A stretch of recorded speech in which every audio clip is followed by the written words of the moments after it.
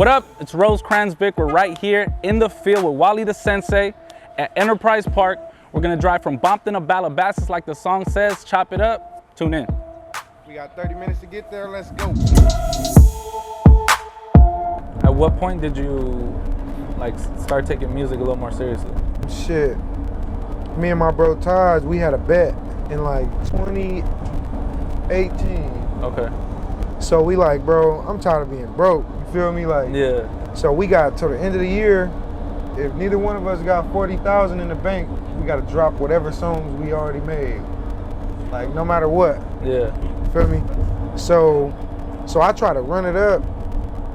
You know how life go. I probably took a couple L's. Yeah. So I'm like, fuck it. I gotta do what I said. I lost the bet.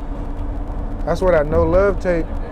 Oh, okay, like yeah. Scandalous. Yeah. And all that shit. That was all like, that was me just going in, you know, freestyling.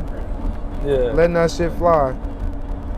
I started taking it serious after I seen how people reacted to it. Yeah. Like, you know, like, damn, I didn't think I was really gonna make that much noise. I was really just like, you know, kind of making music for myself. Yeah. Like, you know, just kind of get me through the shit that I'm going through.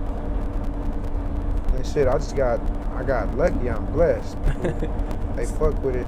So you really started your career because you lost the bet? In so many words, you can say that. I bet you're so thankful you didn't win that bet. Like, what? I'll take this music career over 40,000 any day. That's what I'm saying. Like, yeah, the deal was probably at least.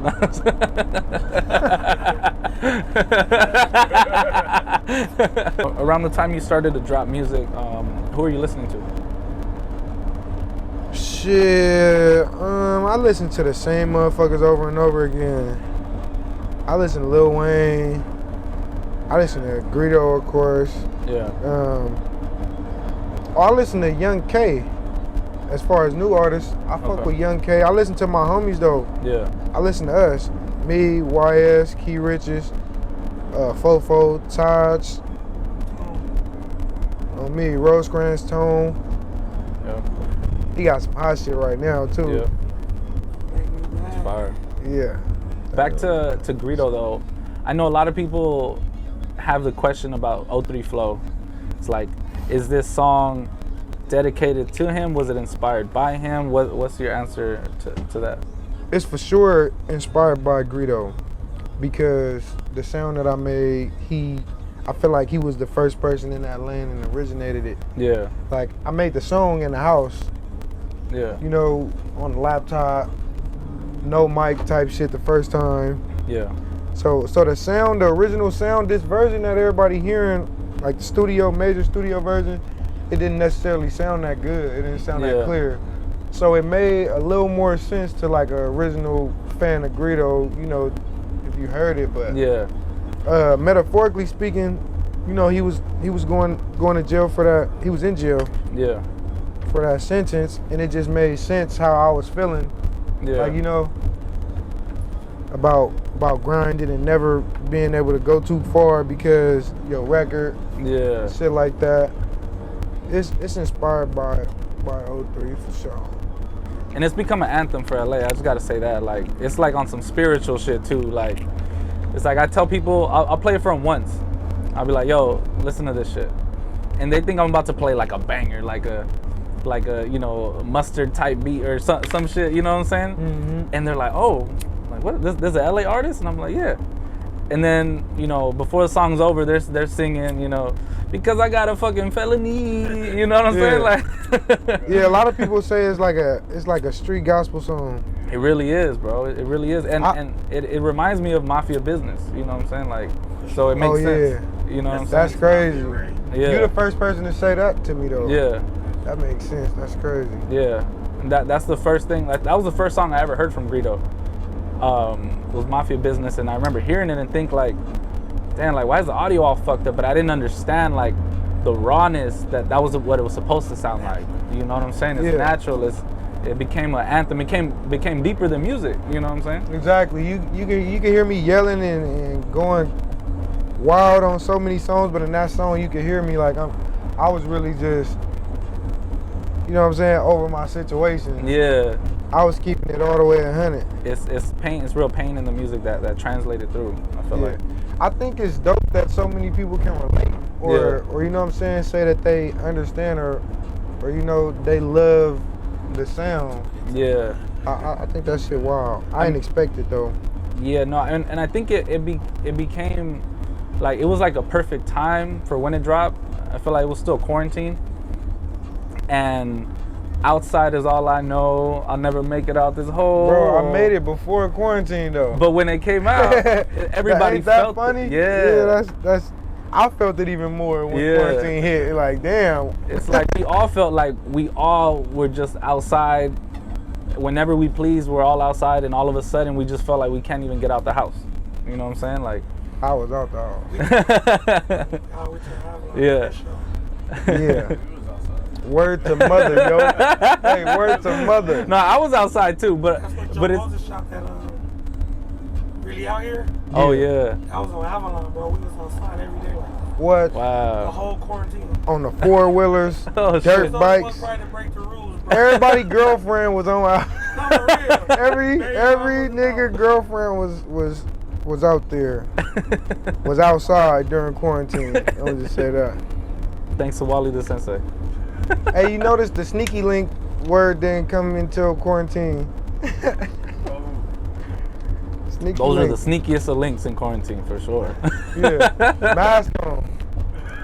Mask on, pull up in front of the car, in front of the house. Quarantine babies too.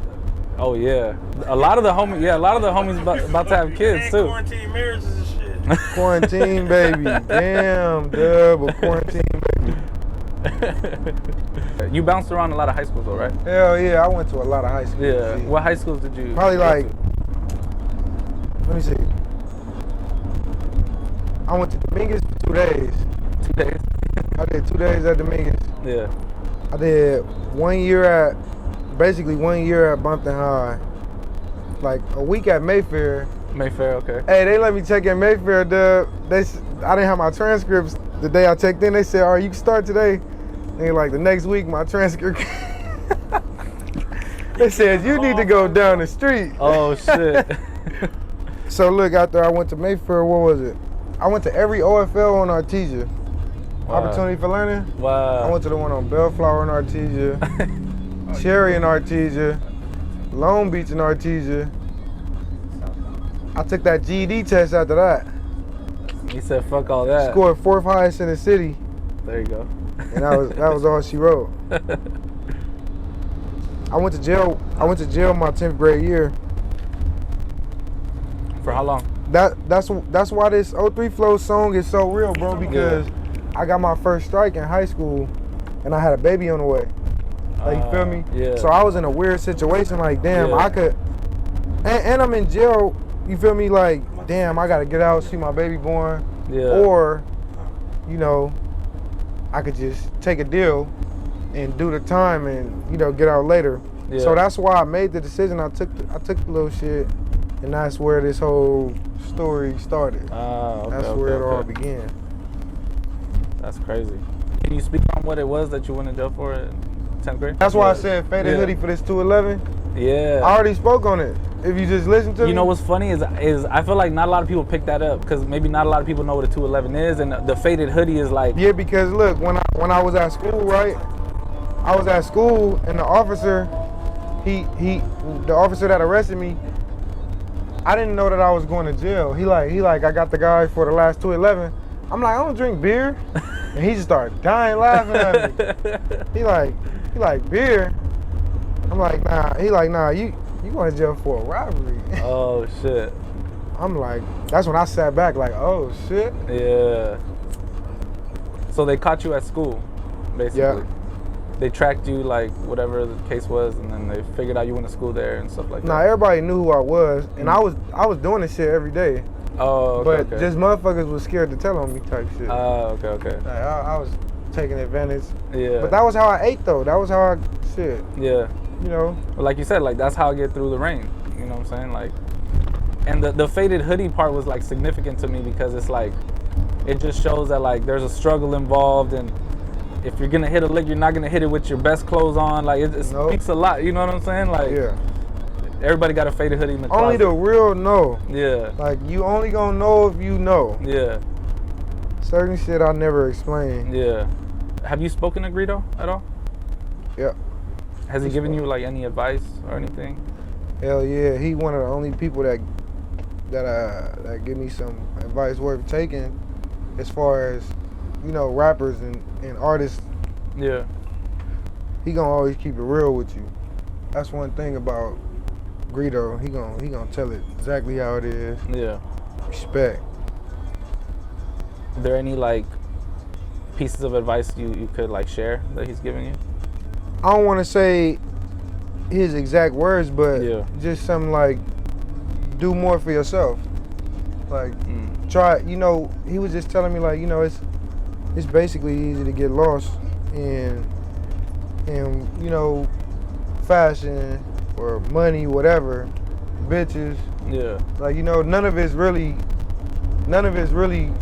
good in a sense. So do it for yourself. Not his exact words, but yeah, you know, it's basically like don't lose sight of what you do it for, kind of. well, shit. Not even saying that, but just be a little more selfish in this world. Like since you live in this life once. Yeah. So enjoy it. Like you know, do that shit for yourself. Yeah. And I feel like he's somebody who definitely enjoyed his time, and he will, you know, when he comes back. But like the time that he was out, while he was a rapper, like he was working every day. He was being a rapper every day. Like from what I seen and being around him and stuff like that. Like I feel like he lived it the fuck up. You know what I'm saying? Like You know, when you coming from nothing and shit, you learn how to be grateful and appreciate. Yeah. Like, you know what I'm saying? And that's what give real niggas like juice. Yeah. You get juiced up. You got energy when nobody else don't. Like, you feel me? Because you know what it's like to just sit there every day. Yeah.